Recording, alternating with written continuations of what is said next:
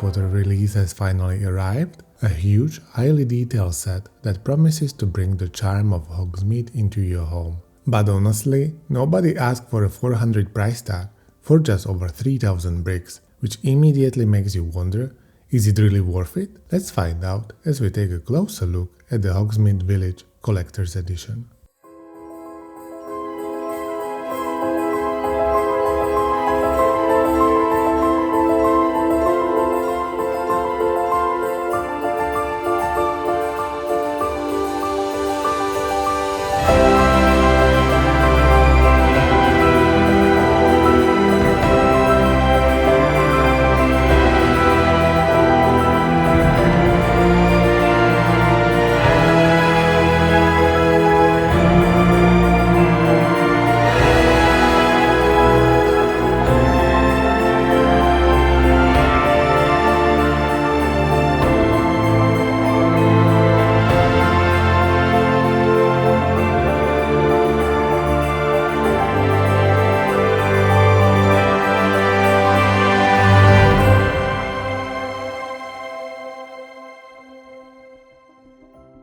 As always, let's start with the minifigures. We get 12 characters in total, and what I really like is how they spread across different moments in the Harry Potter storyline. From the Prisoner of Azkaban, we have Cornelius Fudge, Madame Rosmerta and Professor McGonagall, which are shown in that key scene when they are talking about Sirius Black and his connection to Harry. Then jumping ahead to the Order of Phoenix and Half-Blood Prince, there is Harry, Hermione, Ron, Professor Slughorn, Draco Malfoy and Katie Bell. And Katie even comes with a transparent stand so you can pose her floating under the cursed necklace bell, which is a nice detail. We also get a shop-stuffed minifigure, which is fine as a filler.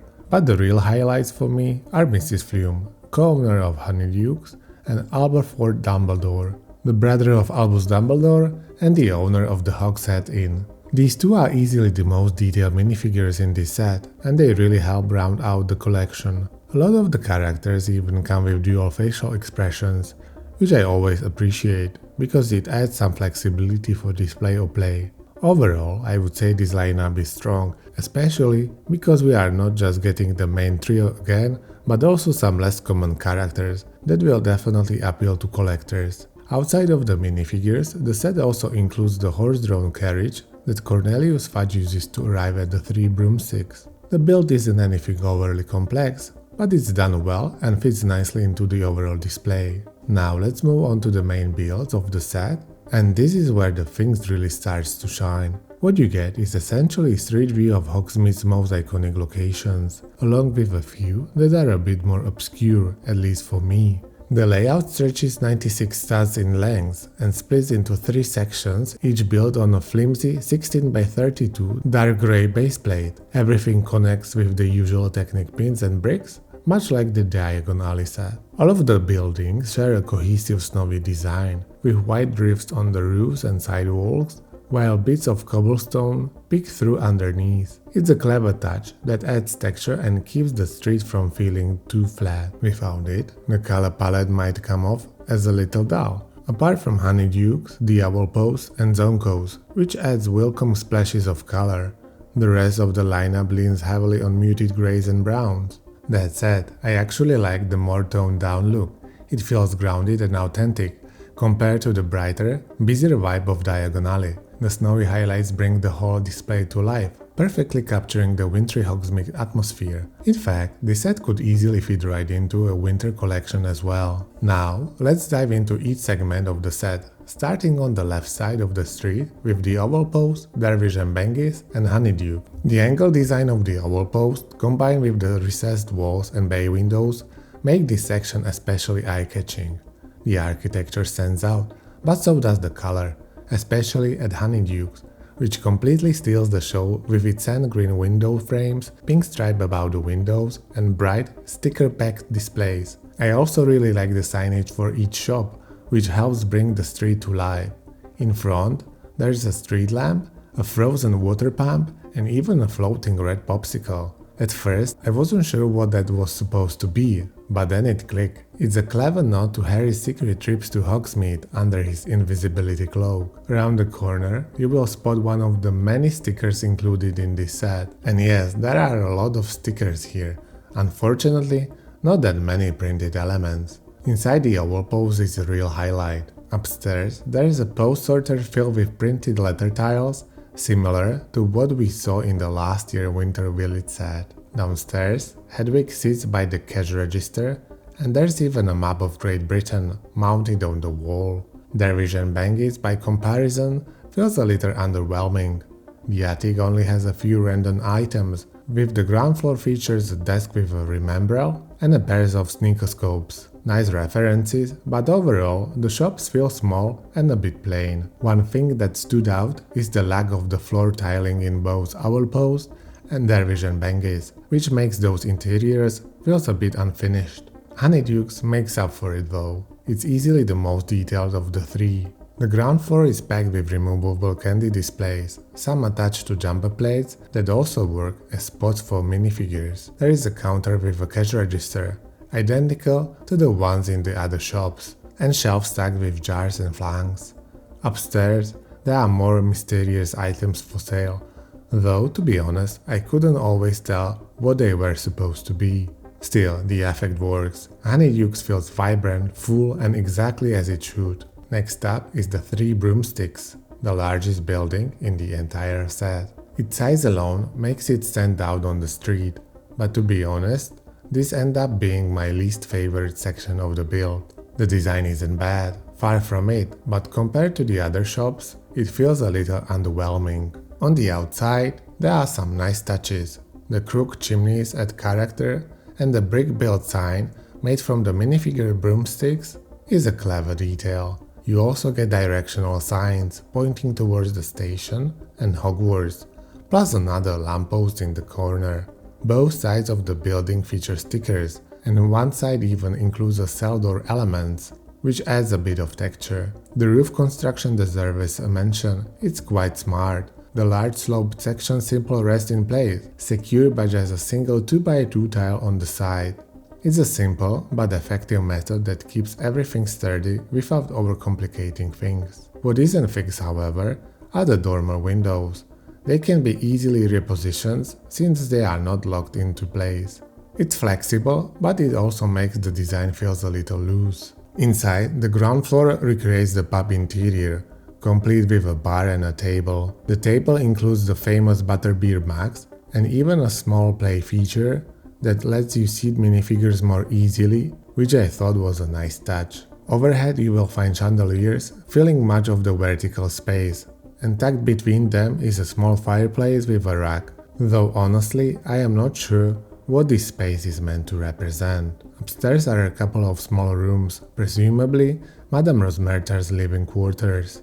One odd design choice here is that the dormer windows don't line up properly with the floor slabs. All in all, while the Three Broomsticks has a few clever details, it comes across as a bit plain compared to the other sections, so for me, it's the least exciting part of the set. The last section of the build brings us to the Hogshead Inn, Scriven Shaft Quill Shop, and Zonko's Joke Shop. Once again, LEGO avoids a flat or repetitive looks by giving Zonko's an ankle storefront, while the rest has entries for the other two shops, add variation, and keep the street visual engaging. I also really like the bay window on the Hogshead, which breaks up the facade nicely and adds a bit of character. As with the rest of Hogsmeade, all of the signage relies on stickers, but this section introduced something unique, a printed tile with a newspaper headline about Sirius Black escape from Azkaban. I honestly didn't expect that reference here, but it was a really nice surprise. The snowy rooftops, crooked chimneys, and cobblestone paths tie everything back into the larger village design. And just like the other segments, there's even another street lamp in the corner to keep the whole display cohesive. Looking at the interiors, Zonko's Joke Shop is a little sparse overall, though it does include some shelves stocked with prank items and a few small builds near the register. Much like Honeydukes, its bright red facade really stands out against the otherwise muted palette, giving the street nice pop of color. On the other hand, the Scrivenshaft quill shop is quite small, with just a few details, quills on the ground floor and a typewriter, with storage boxes stacked upstairs. And then there's the Hogsmeade Inn, which is easily the most story-driven of the three. The ground floor recreates the pub interior, complete with a counter, table and even painting of Ariana Dumbledore that cleverly opens up just like in the story.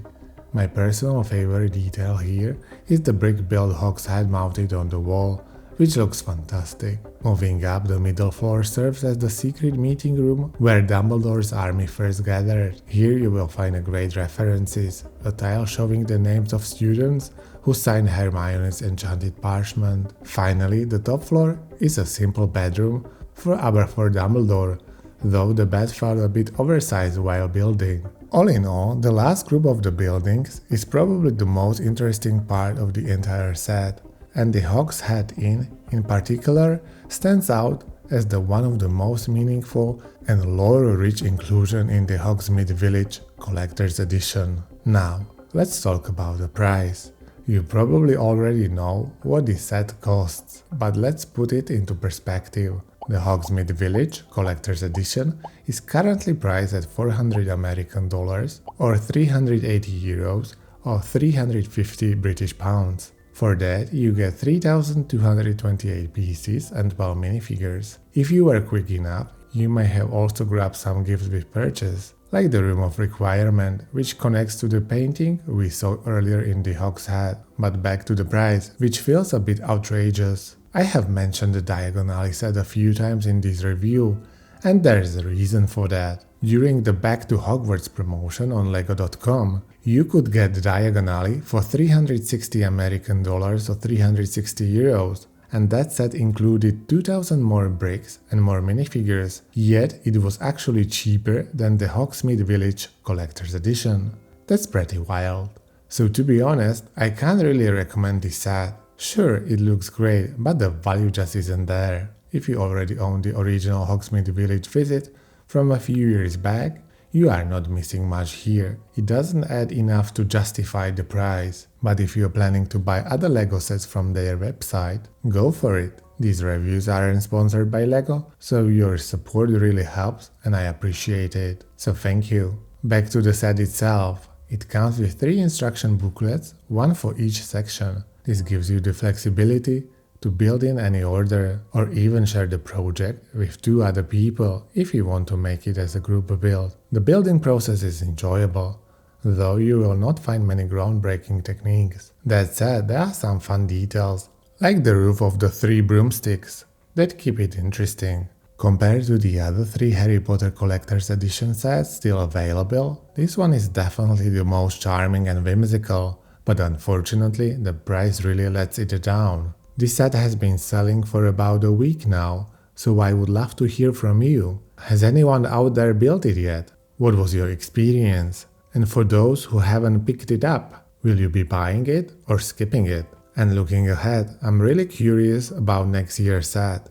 My guess, the Shrinking Shack. What do you think? To wrap things up, this is a really nice looking set, but nobody asked for this price tag. If it were about $100 cheaper, it would be the perfect addition to the Harry Potter lineup.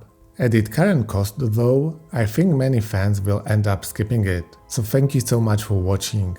If you enjoyed this review and want to see more from the LEGO universe, don't forget to like, subscribe and use those affiliate links when picking up any brick build models. Your support truly helps keep these reviews going. So thank you so much, and until next time, happy building!